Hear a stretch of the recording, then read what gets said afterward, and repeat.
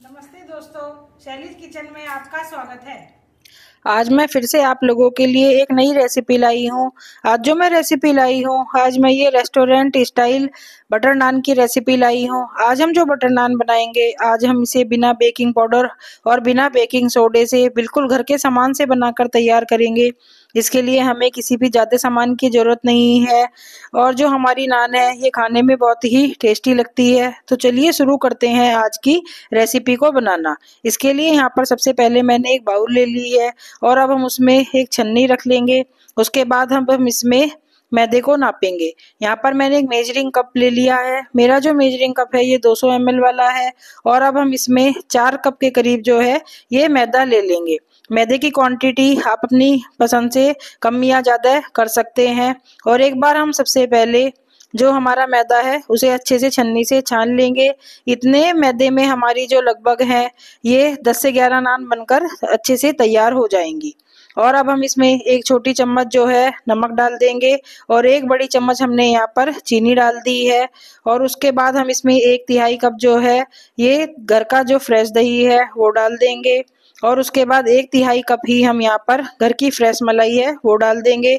हमें मलाई जो है बिल्कुल फ्रेश लेनी है। ऐसा नहीं है कि हमारे पास 4-5 दिन पुरानी मलाई है तो वो हम यूज कर लें। इसके लिए हमें बिल्कुल फ्रेश मलाई की ही ज़रूरत है।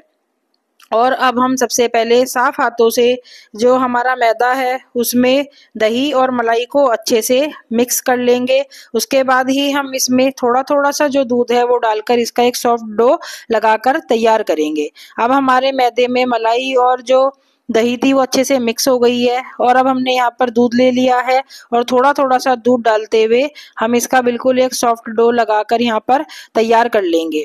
अगर आपके पास पिसी हुई चीनी है तो आप यहाँ पर साबुत चीनी की जगह पिसी हुई चीनी भी यूज कर सकते हैं। अब जो हमारा डो है देखिए वो लग गया है, लेकिन ये बहुत ही चिपचिपा है। तो अब मैं जिस तरह से वीडियो में दिखा रही हूँ इस तरह से हम इसे अटकते पटकते हुए तब तक पटकेंगे जब तक कि ये बिल्कुल चिकना नहीं हो जाता है। अब हमारा जो डो है ये चिकना हो गया है और इसे चिकना करने में लगभग 7-8 मिनट का टाइम लग गया है। लेकिन हमें इसे तब तक पटकना है जब तक कि ये अच्छे से चिकना नहीं हो जाता है। अब हम इसकी एक अच्छी सी लोई बना लेंगे और इसको हम अपने जो हमारा बाउल है उसमें रख देंगे। और जब हम इसको उंगली से प्रेस कर कर देख रहे हैं तो जो हमारा डो है वो फूल कर ऊपर आ रहा है। इसका मतलब हमारा जो नान का आटा है वो बहुत ही अच्छा लगकर तैयार हो गया है। अब हम इसे ढककर 2 से 3 घंटे के लिए इसी तरह छोड़ देंगे। 2 से 3 घंटे होने के बाद यहाँ पर हम थोड़ी सी तैयारी कर लेते हैं। इसके लिए मैंने एक कटोरी में थोड़ा सा पानी ले लिया है और उसमें हमने आधी छोटी चम्मच नमक मिला दिया है। और यहाँ पर मैंने अमूल का मक्खन लिया था और उसे हमने अच्छे से पिघला लिया है और थोड़ी सी हमने यहाँ पर मैदा ली है जिससे कि हम इसे अच्छे से डस्ट कर सकें। तब तक जो हमारा नान का आटा था वो भी अच्छे से सेट हो गया है और अब हम इसकी लोइयाँ निकाल लेंगे। यहाँ पर मैं अभी फिलहाल 2 ही नान बनाऊंगी तो इसलिए यहाँ पर मैं अभी 2 ही लोई बनाकर तैयार कर रही हूँ।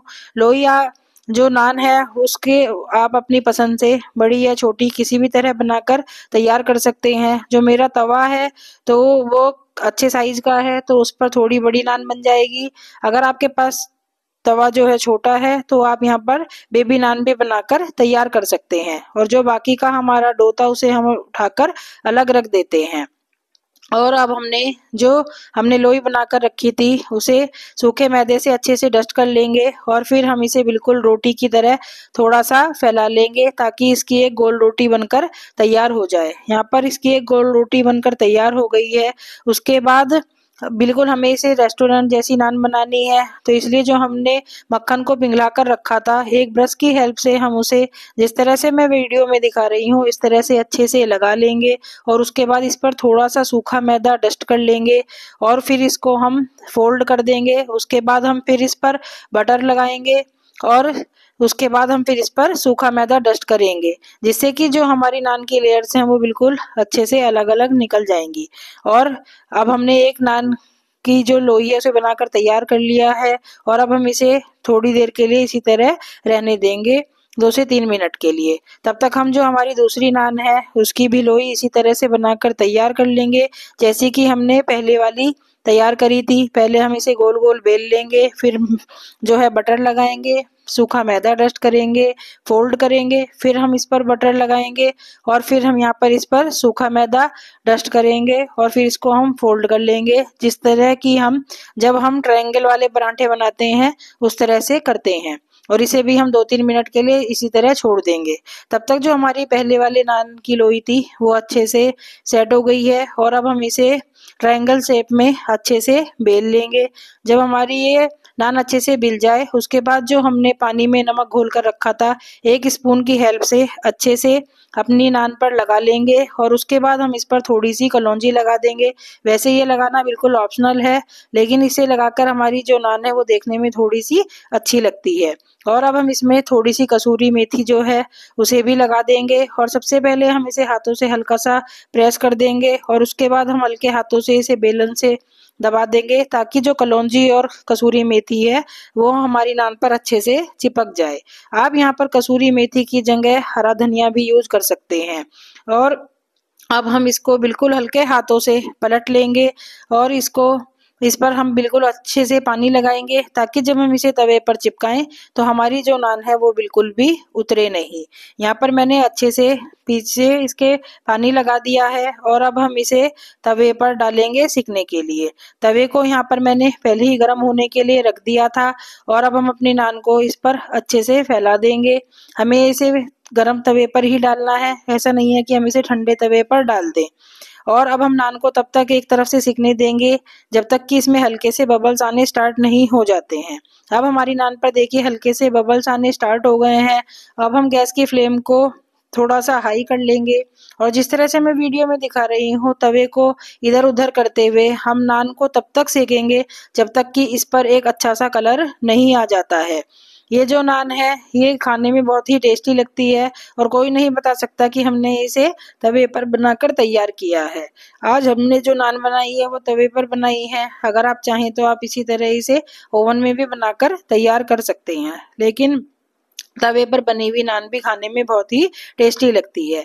ये देखिए हमारी जो नान है उस पर बहुत ही अच्छा सा कलर आ गया है और अब हम एक पलटे की हेल्प से जो नान है उसे तवे पर से अलग कर लेंगे। ये बहुत ही इजीली बिल्कुल अलग हो जाती है। और अब हम सबसे पहले इस पर जो है मेल्टेड बटर लगा देंगे क्योंकि हमने यहाँ पर जो है बटर नान बनाकर तैयार करी है और कलर भी हमारी नान का बहुत ही अच्छा आ गया है।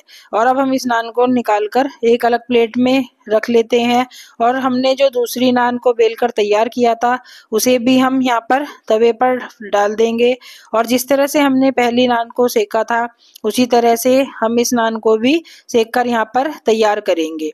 आप इस नान को किसी भी सब्जी जैसे मटर पनीर, मलाई कोफ्ता, दाल मखनी, शाही पनीर किसी भी ये सब्जी के साथ आराम से एंजॉय कर सकते हैं। अगर आपने एक बार इस तरह से बनी हुई नान को खा लिया तो आप जो बाजार की नान खाना पसंद करते हैं उसे बिल्कुल ही भूल जाएंगे। अब यहाँ पर जो हमारी नान थी वो दूसरी वाली वो भी बिल्कुल अच्छे से सिक गई है और बहुत ही अच्छा कलर आ गया है और इस पर भी हम जो हमारा पिघला हुआ मक्खन है वो लगा लेंगे अच्छे से और इसे भी हम निकाल कर एक प्लेट में रख लेते हैं। यहाँ पर हमने अपनी दोनों नान को निकाल कर एक प्लेट में रख लिया है। लीजिए तैयार है रेस्टोरेंट स्टाइल बटर नान। जो हमारी नान है ये खाने में भी बहुत ही टेस्टी है और देखने में भी बहुत ही अच्छी लग रही है।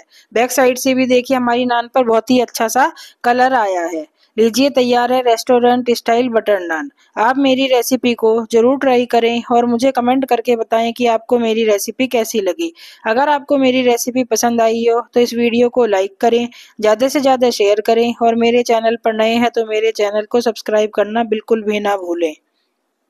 और जो साइड में बेल आइकन है आप उसे भी प्रेस कर लीजिए ताकि मेरे आने वाले वीडियो की नोटिफिकेशन आपको जल्दी से जल्दी मिल सके। Thank you.